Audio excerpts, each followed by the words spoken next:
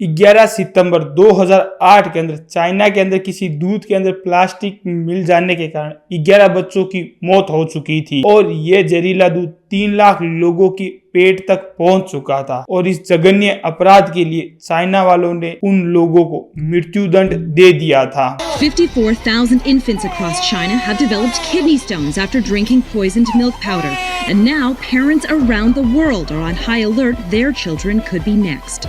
What's happened here is a criminal event. That confession's not enough to console Chinese parents who feel they can't trust anything is safe to feed their children. And Chinese authorities are left to deal with thousands of parents who never imagined milk could be the source of so many worries. China has executed these 2 men for their roles in a tainted milk scandal that killed at least 6 children and sickened more than 300,000 others. इस घटना के कुछ दिन बाद 14 नवंबर 2008 के अंदर India के अंदर भारत के अंदर नकली दूध पीने से 6 बच्चों की स्कूली मौत हो जाती है और 60 से ज्यादा बच्चे मृत्यु के मुंह तक पहुंच जाते हैं और आखिर पूरा देश चुप और सन बैठा था और शासन और प्रशासन के कानों पर जूं तक भी नहीं रेंग पाती है। 100 वालों फालतू गरियाते हैं, यहाँ नमकीन तक में प्रोटीन मिल रहा है, क्या मतलब छिपकली है? मतलब प्रोटीन तो है ना, मैगी में कीड़े, बिरयानी में कॉकरोच, ये सब प्रोटीन का एक सोर्स है, बस देखने वाली नजर होनी। साल में 10 करोड़ लोग अनहाइजेनिक खाना खाने से बीमार पड़ जाते हैं, पर लोगों को इस बात के लिए कोई भी फर्क तक नहीं पड़ता और भारत के अंदर इन सब चीजों के लिए ये चीजें सिर्फ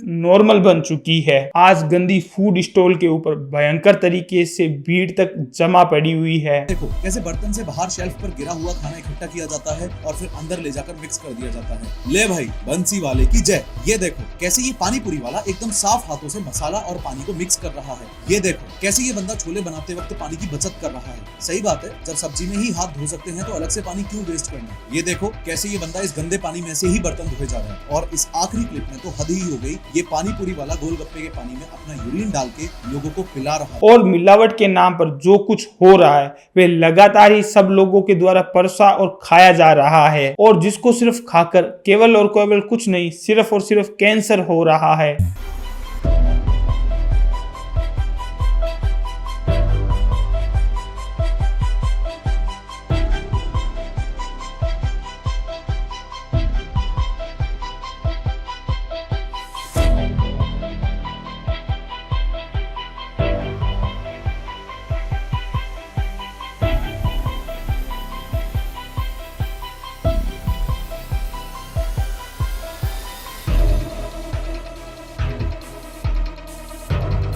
और इन सब फूड टेररिस्ट को और फूड आतंकवाद को रोकने के लिए भारत के अंदर फूड सेफ्टी अथॉरिटी इंडेक्स बनाया गया है, यानी FSSC बनाया गया है। परंतु जब पूरी ऑर्गेनाइजेशन ही करप्ट हो जाए तो कोई भी संस्थान अच्छे से अपना काम नहीं कर पाती, ना ही चल पाती है। फूड सेफ्टी सिर्फ नपुंसक बनकर लोगों की तरफ देख रही है इस फूड के आतंकवाद को। चक्कर आ रहे हैं, अभी देखिए हालत काफी ज्यादा खराब है।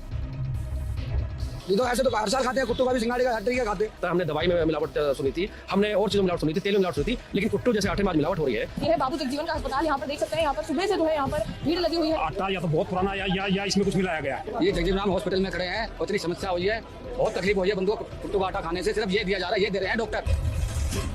चक्कर आ रहे हैं, घबराहट उठ रही है, खपखपाहट उठ रही है, ये सब हो रहा है। सुबह तो ज्यादा तबीयत खराब होती है, ऐसा लगता है कि गिर ही जाऊंगा बस। जो भी ये हरामखोर जो कुट्टू के आटे के जो मिलावट हो रहे हैं उन पे तो पुलिस प्रशासन की तरफ से सख्त कार्रवाई होनी चाहिए जी। बिल्कुल इन पे कड़ी कार्रवाई होनी चाहिए कि जिससे आगे कोई भी ऐसी वारदात ना हो। नहीं बोलते हम विधायक जी का क्या मतलब है? आए 2 मिनट रुके और चल दिए। विधायक का मतलब क्या है सर? और जहाँ से कुट्टू का आटा आया है उस दुकानों पे छापा मारो, ये आटा आया इसमें जहर है कि नहीं है। फूड का आतंकवाद वो आतंकवाद है जो आपके दूध से लेकर मसालों तक, जो आपके पनीर से लेकर प्रोटीन पाउडर तक पहुंच चुका है। तो चिकन खाओ तो उसमें आर्सेनिक, पनीर खाओ तो वो नकली। मतलब ये भारत में हो क्या रहा है? अगर दूध पीने का ट्राई करो तो तुम्हें पता चलेगा भारत में जितना दूध की मांग है उससे कम ही प्रोडक्शन है, लेकिन फिर भी मांग पूरी हो जा रही। कैसे? नकली दूध। कैसे नकली दूध मिलाकर लोगों को लगातार पिलाया जा रहा है और लेकिन इस आतंकवाद के विरुद्ध कोई भी कुछ नहीं कर पा रहा है। मुझे खुशी है कि इसमें सबसे अधिक फोकस न्यूट्रिशन पर है, ऑयल कंजम्पशन कम करने पर है और पैकेज प्रोडक्ट्स की हेल्दीनेस को बढ़ाने पर काफी जोर दिया गया। कैसे आया भारत के अंदर ये फूड आतंकवाद,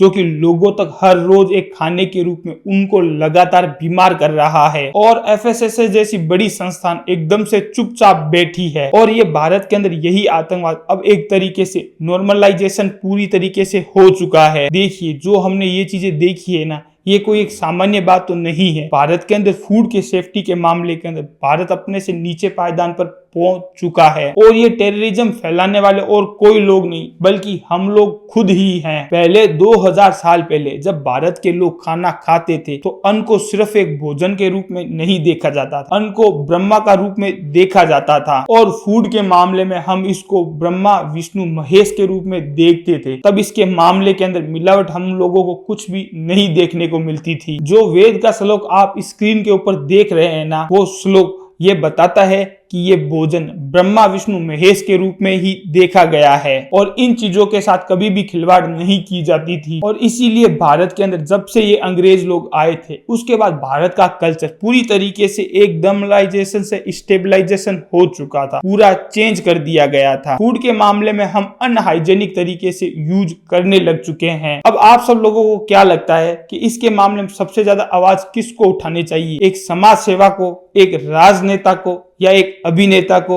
या फिर हम लोगों को? आप मुझे कमेंट सेक्शन के अंदर जरूर जवाब दीजिए। और हो सके तो ये वीडियो उन लोगों तक जरूर पहुंचाइए जो फूड सेफ्टी के मामले के अंदर एकदम चीजें हल्की लेते हैं। और इसी तरीके से अपना बनाए रखिए। जय हिंद, जय भारत।